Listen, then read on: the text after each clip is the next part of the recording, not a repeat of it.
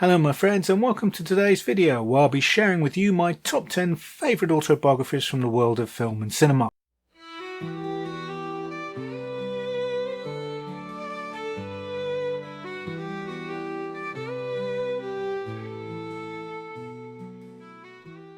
But first, let's take a step back to last week's video, my mid-month reading roundup for April, where I mentioned I'd been reading Audrey, Her True Story by Alexander Walker, a biography of the film actress Audrey Hepburn.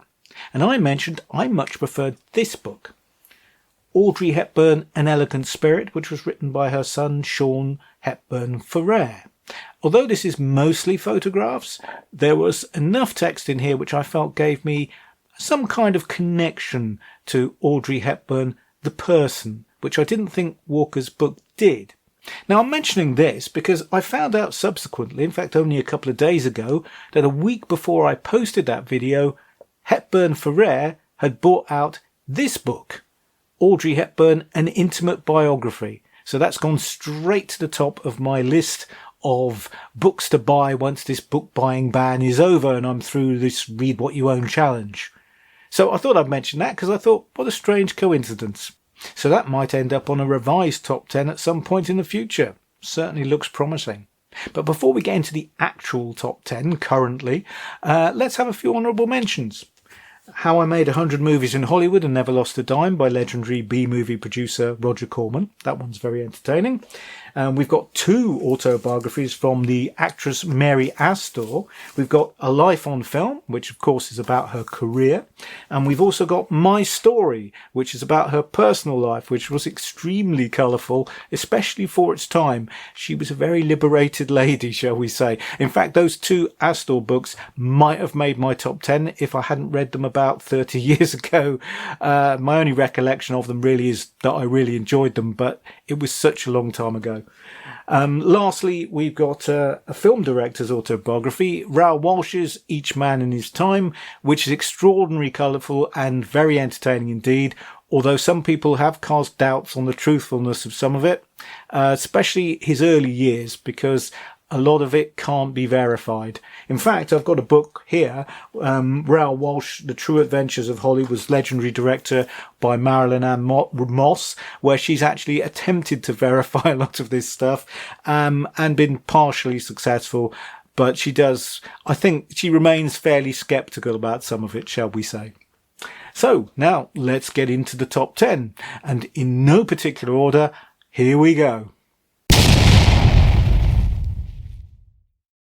Now we come to If Chins Could Kill, Confessions of a B-Movie Actor by Bruce Campbell, who was the star of the original Evil Dead trilogy and later found fame on TV shows like Xena Warrior Princess and Burn Notice.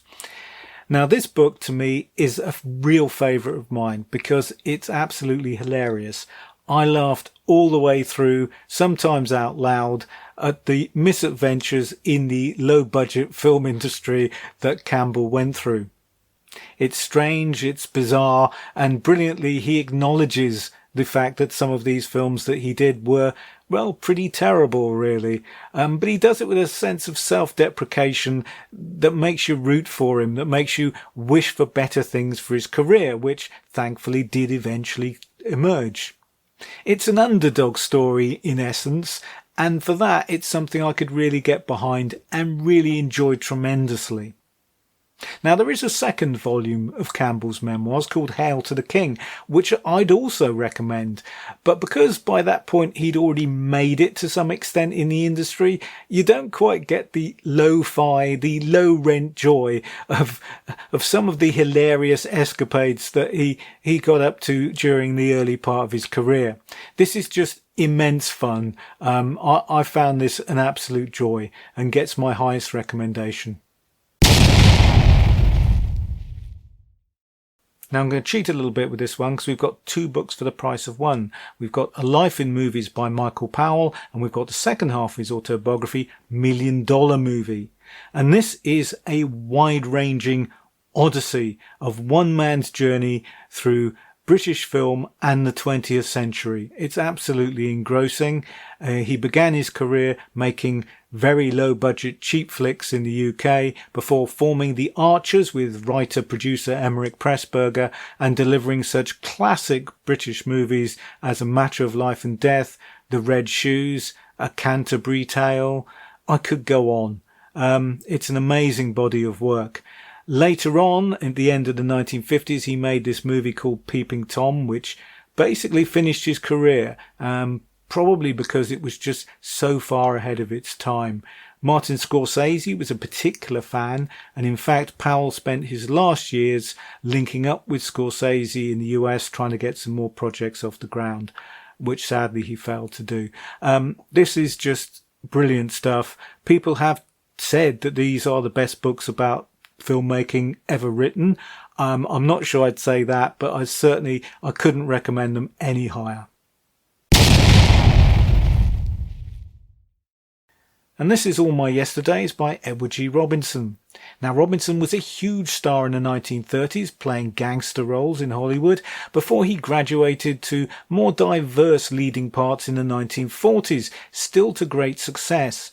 Before, unfortunately, he was tainted by the Red Scare of the 1950s and the communist witch hunts.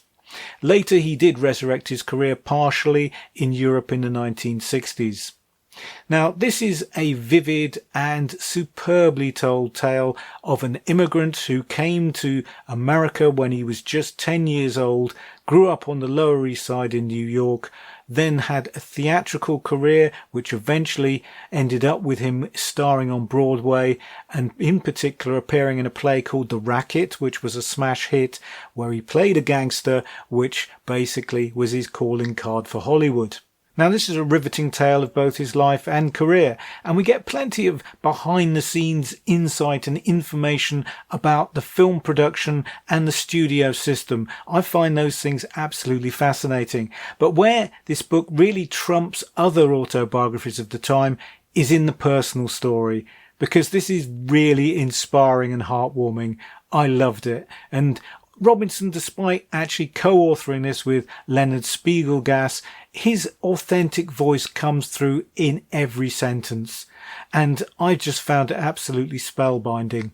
The only downside to this is that the story ends in 1952, 20 years before Robinson passed on, because he was working on it at the time that he died. And it is a shame that we don't get to hear about those last 2 decades of his life. But otherwise, this is almost a perfect autobiography for me. Now, this is an open book by the film director John Huston, who was responsible for films such as The Maltese Falcon, The African Queen, The Treasure of the Sierra Madre, The Asphalt Jungle, Prizzi's Honor, The Night of the Iguana, The Misfits, Key Largo, etc., etc. And he was a legendary, larger-than-life figure in the film community, and that personality comes through on every page here.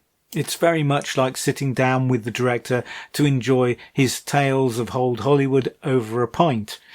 And you get the impression that Huston was probably a little bit of a scoundrel, but he was the sort of scoundrel who you just forgive anyway because he was so much fun and so interesting to be around. Now, this is one of those books that I found myself unable to put down, or at least I could put it down, but I was picking it up again a few minutes later, and I vividly remember that was my reading experience. And the funny thing about this was that when I picked this book up to actually include it in this video, I did actually start looking at a page, and some sentence caught my attention, and seriously, about 5 minutes later, I realised I'd started to read it again. So yeah, I couldn't tell you how engrossing and compelling it is. It certainly gets a high recommendation from me. And this is Me, Cheeta, the autobiography of the actor who is most famous, of course, for playing opposite Johnny Weissmuller in the smash hit Tarzan series of the 1930s and 1940s. And this book covers his impoverished upbringing in the jungles of Liberia through to heady Hollywood stardom, and then the substance abuse which blighted his later career, his disastrous attempt to come back in Dr. Dolittle in 1967, and his later reinvention of himself as a successful abstract painter. Now, this is extremely engaging and entertaining, and also provides some interesting insights into the Hollywood star system of the day. Now, the author palled around a lot with Weissmuller off-screen, so we get quite a lot of the big man's tempestuous love life and his train wreck marriages, the details of which are alternately absolutely hilarious and slightly tragic. But overall, this is an extremely funny read indeed. Although there is some serious subtext about the dangers of an actor being stereotyped in Hollywood. And this is The Third Face by Samuel Fuller, who was a somewhat maverick independent film director who generally worked outside the Hollywood mainstream.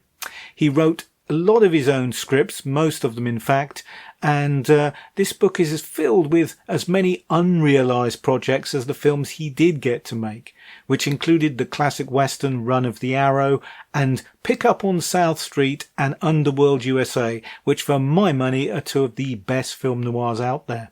There's also quite a bit in this one about his personal life, because that was incredibly engrossing too. He was a crime reporter on a New York paper at the age of 17 and one of the first US soldiers on the beaches at D-Day, and his service in the armed forces eventually winning him a Purple Heart among several other medals. And the force of Fuller's personality and his creative vision comes through on every page here, but he never seems arrogant, overbearing, or hard to live with. It's simply a fascinating tale of one man's life. And this is Memoirs of a Wolfman by Paul Naschy. Now, if you're not familiar with Naschy, he was an actor, writer, director who was responsible for a whole series of Spanish horror movies from the late 1960s through the 70s and 80s. And he was most famous for his creation of werewolf Vladimir Daninsky, who he played in around a dozen movies that were all, unusually enough, not directly connected story-wise, although they all riffed on the same familiar universal tropes of the 1940s. Now, this book is highly enjoyable, but not for the usual reasons. You see, before he was involved with the film industry, Naschy was a weightlifter, and he was so good that he was placed in the top 10 in the World Championships. So you might think he would have gone to the 1964 Tokyo Olympics, but he didn't. And according to his account, it was because of political manoeuvrings behind the scenes of enemies that he had made in the Spanish athletics system. Now, that's fair enough, that sort of thing can happen. But then we get to his film career, and slowly as we go through it, this pattern emerges. This same thing, enemies jealous of his genius, going to frustrate his projects. It happens again and again, until by the time we get to the end of the book, it's comedic, because Naschy had to be a weightlifter to shoulder that enormous burden of that gigantic chip that he has on his shoulder. It really does become quite hilarious to me by the end. Apologies to any Naschy fans out there. But I think if he did have enemies, as he seems to have been surrounded by, they were probably caused by his ego as much as anything.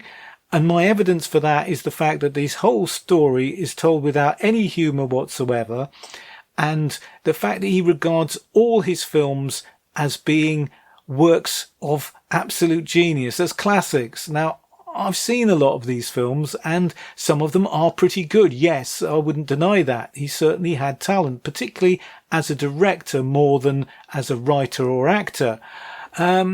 But some of them are actually quite bad, and that's not normally his fault. I think that's more down to a lack of budget, and some of the films, actually a couple of them I can think of, it really looked like they ran out of money mid-production. They're that bad. So this book is highly enjoyable, but not for the usual reasons. It's more for the fact that you're watching someone who isn't really actually aware of how he's making himself look as he's writing, because he comes across as, well, quite insufferable, really. Again, sorry to Naschy fans if that's an unpopular view. And this is Don Siegel, a Siegel film, the accomplished and celebrated director behind the original Invasion of the Body Snatchers, The Shootist, John Wayne's last movie, and Dirty Harry, starring Clint Eastwood, with whom he worked a number of times. And this is a film director who's chosen not to tell his own personal story, but to tell his working story, because each of his 30-plus films gets an individual chapter in this book where he goes through the pre-production process, the shooting of the movie, and all the pressures, the restrictions, the joys, the triumphs, and the heartbreaks of the creative process. And it's really fascinating stuff. We also get the background of going from the studio system of the mid-1940s through to the changing landscape of film production in the 1960s, 70s and beyond. It's great stuff. And to give you an idea of the sort of anecdotes you get here, Siegel worked with the following people among many others: Michael Caine, Charles Bronson, Bette Midler, Richard Widmark, Lee Marvin, Steve McQueen, Robert Mitchum, and even Elvis Presley. Yep, he made one of Elvis Presley's movies. He had an incredibly varied career, and it's incredibly fascinating reading about it.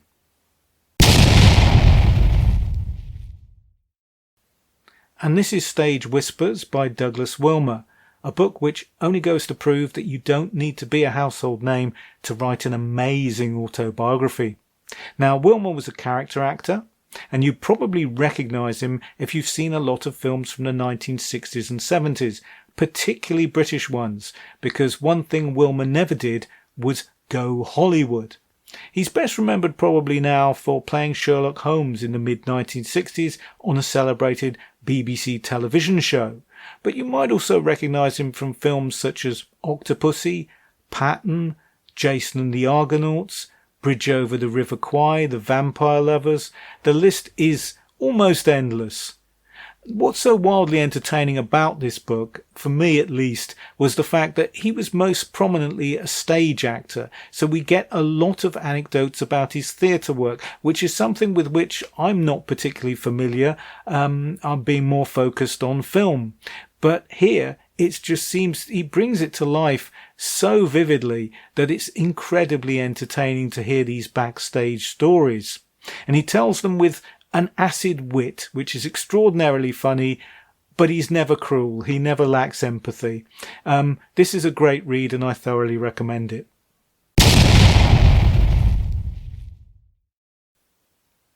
And this is Step Right Up, I'm Going to Scare the Pants Off America by William Castle.